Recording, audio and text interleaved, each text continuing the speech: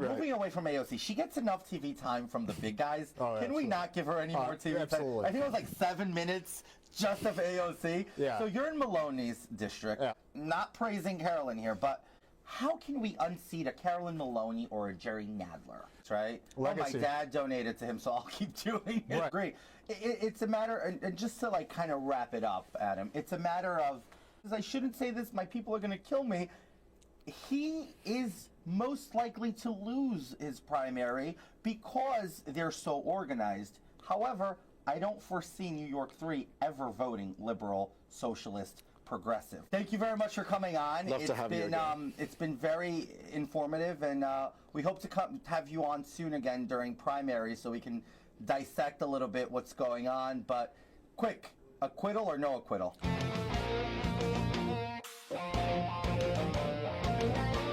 All right. With us now, Aiden Rowan, youngest Young Republicans chair in the state of New York, and I'll take a jab and say amongst the youngest in the country. Aiden, you're 18. I've known you now for a year. About, yeah. We have that 1 year, well, no, more. We met for organizing, so a little bit over a year now. Yeah. And working with you is a delight. At 17, it was a delight. At 18, it's getting better. You're doing bigger and better things. Now you're chair to the Rockland Young Republicans Club, which you rebooted. So my question to you is, what ticks you? What makes Aiden tick and want to be so involved? Because at 16, 17, I sure as hell wasn't campaigning for anybody. Yeah. I mean, God bless your mother and your father because you are a handful. Like, seriously. Very commendable. All right, show's over. Like, seriously, that's awesome. So you got excited with President Donald Trump coming down the escalator, and after you had witnessed where the country was heading, or had an understanding at a teenager's eye of where the country was heading. It's so hard to look at you and say you're a teenager. You're as tall as I am almost. I mean, you're a grown man, and here you are. You have so much under your belt. I mean, you were famously clocked for walking the St. Patrick's Day parade, from what I hear, right? Yeah. For Molinaro's campaign. Yeah. You're currently working for the great Josh Eisen, running for Nita Lowey's seat, which is a great friend, and I think he's a great guy. Yeah. How's that experience? Because this is now an opportunity for you in your lifetime to make a change.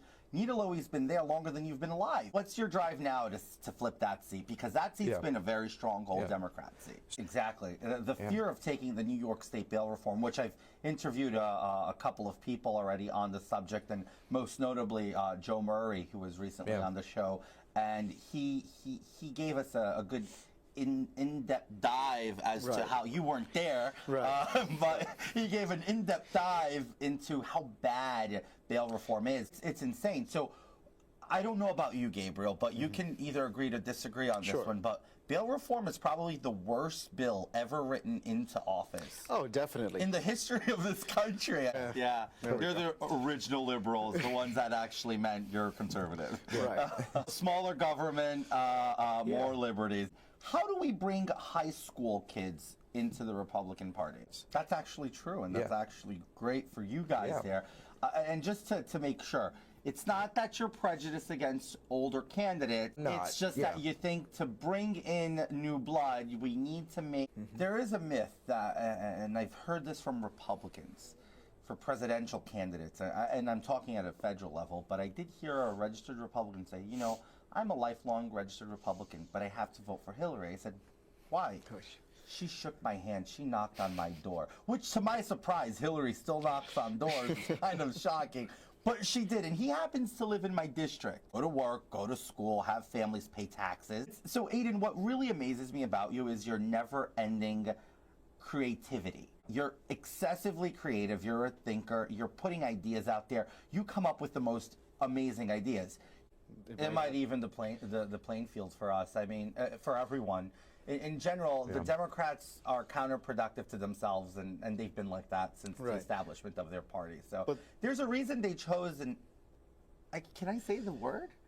Oh boy. They chose an ass as their symbol, meaning the animal, for a reason. We are a united party. We can take back seats. We will take back seats. We will flip seats red because of people like Aiden. Aiden's 18. Aiden, you're doing a great job. I mean, I can't help but be so proud to know that you're my friend and that you pick up the phone and call me when you have a question. And I think I feel so energized after we have our long hour phone calls, and I say, Jesus Christ, there's an 18-year-old out there that's actually that motivated, more so than me as a candidate sometimes. What's the message you want to leave for any youth watching at home, anybody that's watching the show? You know, we're out here sending a message. There's no excuse out there, guys. We can take back the House. We can do it so by getting youth involved, the establishment involved,